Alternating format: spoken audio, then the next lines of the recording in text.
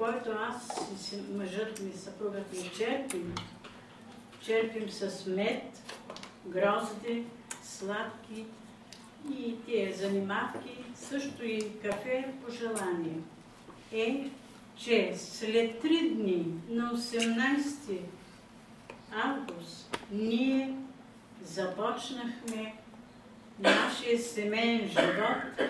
Тогава на 18 август ние навършваме 50 години.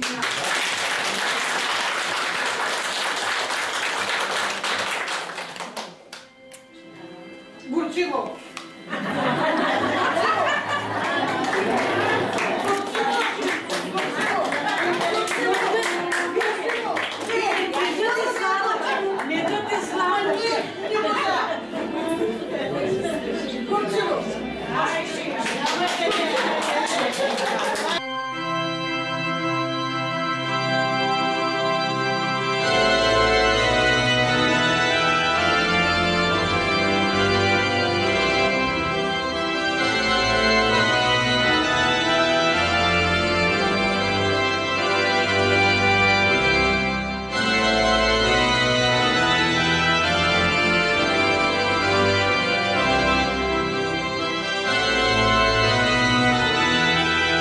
Днес, 15 август, е денят на Света Богородица.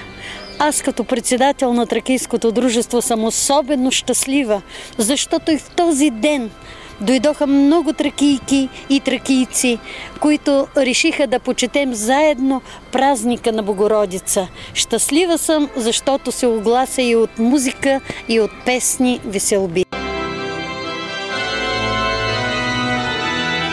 Почувствах се страшно много развълнувана, удовлетворена от това, че имам такова голямо уважение. Каква е тайната на този дълъг съвместен живот?